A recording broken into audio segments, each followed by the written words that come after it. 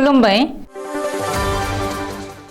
बे समाव बडलेण्ड इंखं टेलिभिजननि स्टुडियोआव आं मिथिका नार्जारी दिनै मोनाबिलिनि गाहाय रादाबफ्राव दङ।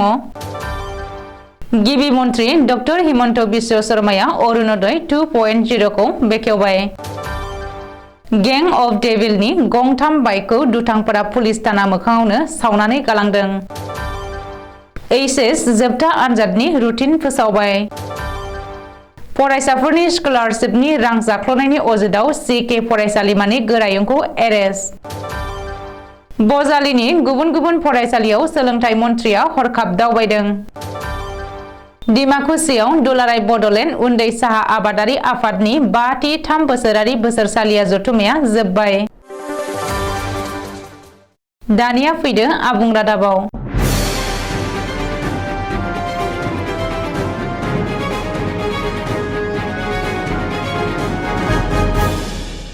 गिबि मन्त्री डक्टर हिमन्त बिश्व शर्माया दिनै अफिसियेलि बेखेवबाय अरुणोदय 2.0 बिथांखि। डक्टर हिमन्त बिश्व शर्माया दिनै दिल्लीनिफ्राय अरुणोदय 2.0 बिथांखिखौ बेखेवदों। अरुणोदय 2.0 आव रायजो नाङै गासै 10.54 लाख मुलाम्फागिरिफोरखौ सरजाबदों। बेजों लोगोसे रायजोआव अरुणोदय बिथांखिनि मुलाम्फागिरिफोरा 35 लाखसिम बांबाय।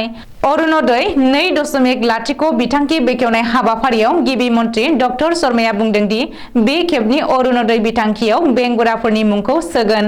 अरुणोदय बिथांखियाव 3थि आथोनखौबो लाफानाय जादों। रान्दि पेन्सन मोनग्राफोराबो अरुणोदयनि रां मोनगोन। बबेखानि रायजो नाङै 2,75,300 मुलाम्फागिरिफोरनि मुंखौ अरुणोदय बिथांखिनिफ्राय दानबाय होननानैबो गिबि मन्थ्रिया फोरमायदों। मख'नो गोनां दि 10 एप्रिलनि गेजेराव अरुणोदय 2.0 बिथांखिनि गिबि किस्ति रांखौ होगोन। बृद्धा आश्रमाव थानाय गागि नोगोरारिफोराबो अरुणोदयनि खाबु मोनगोन। बेनि थाखाय रायजो सोरखारा दानफ्रोमबो 345 कौटि रां खरसा खालामगोन होननानैबो गिबि मन्थ्रिया फोरमायदों। नोजोर होनो गोनां दि अरुणोदय बिथांखिनि नेमखान्थि बायदियै बोसोराव 2 लाखनिख्रुइ खमसिन आयनि नखरफोरा अरुणोदयनि खाबुखौ मोनो। गामियाव 15 कथा हा थायोब्लाबो अरुणोदयनि रांखौ मोनो। नोगोर आरो नोगोरमायाव खावसे कथा हा थायोब्लाबो बे बिथांखिनि खाबुखौ मोननो हायो। जुलि बायनाय आइजोआबो अरुणोदय बिथांखिनि खाबुखौ मोनगोन। पुलिसा हमना मोननाय गें अफ डेविलनि गंथाम बाइकखौ सोरबा सावबाय। थांनाय हराव बिलासिपारा पुलिस थाना मोखाङाव दोननाय गें अफ डेविलनि गंथाम बाइकखौ सिनायमोनि दुथांफोरा सावनानै गालांदों। गें अफ डेविलनि बे गंथाम बाइकखौ मैया पुलिसा हमनो हादोंमोन। नाथाय सोर मा जाहोननि थाखाय पुलिस थानायाव हाबनानै बेबायदि सावनानै गालांखो बेयो दासिमबो सोराङाव फैयाखै।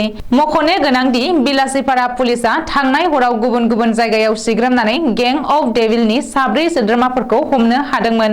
बेखौबो मख'नो नांगोन दि गें अफ डेविलआ बिलासिपारानि राजा लामायाव बाइक सालायनानै उदखार खालामबोदोंमोन। बावैसो सासे आइजोखौ सौनानै जिउ फोजोबनायनि उनाव फेसबुकआव लाइभ फैनानै दुगा दिन्थिदोंमोन आरो 10 मिनिटनि गेजेरावनो थानानिफ्राय ओंखारबोफिननो हादों होननानै दाबि खालामदोंमोन।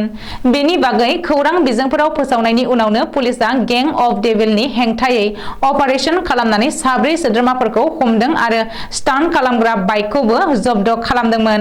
नाथाय थांनाय हराव बिलासिपारा पुलिस थाना मोखाङावनो सिनायमोनि दुथांफोरा गें अफ डेविलनि बाइकफोरखौ सावनानै गालाङो। 2023 मायथाइनि एचएस जोबथा आनजादनि रुटिन फोसावबाय। आसाम हायार सेकेन्डारि एडुकेशन काउन्सिलआ फोसावनाय बायदियै 2023 मायथाइनि एचएस जोबथा आनजादखौ 20 फेब्रुवारिनिफ्राय 20 मार्चनि गेजेराव खुंगोन।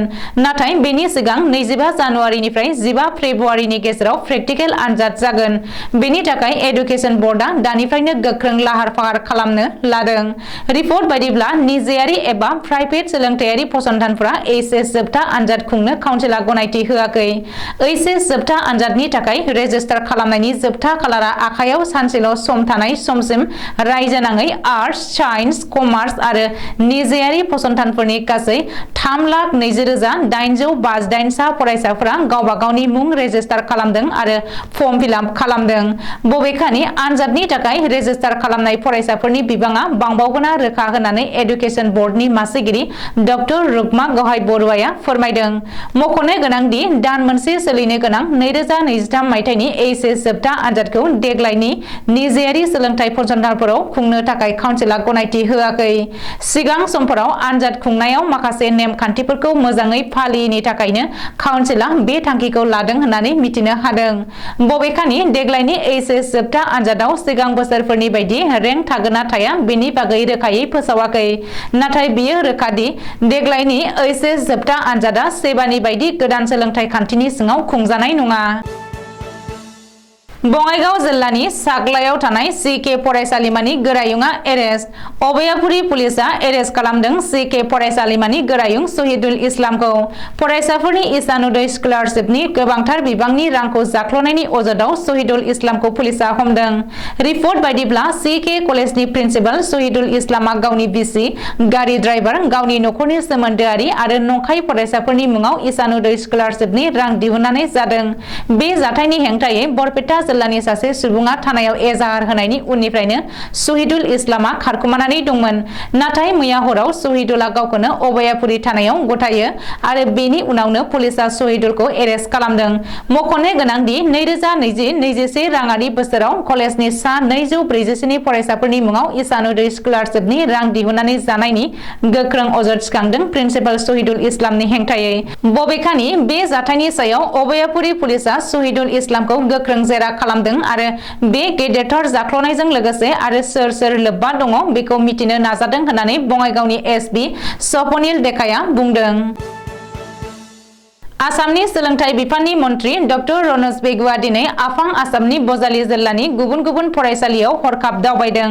मिथिनो हानाय बायदिब्ला सोलोंथाइ मन्थ्रि डक्टर रनज पेगुआ दिनै बजालि हायार सेकेन्डारि स्कुल आरो भबानिपुर हायार सेकेन्डारि स्कुलाव हरखाब दावबायदों आरो फरायसालि खुंथायजों लोगोसे फोरोंगिरिफोर आरो फरायसाफोरखौ सोमोनांहोदों।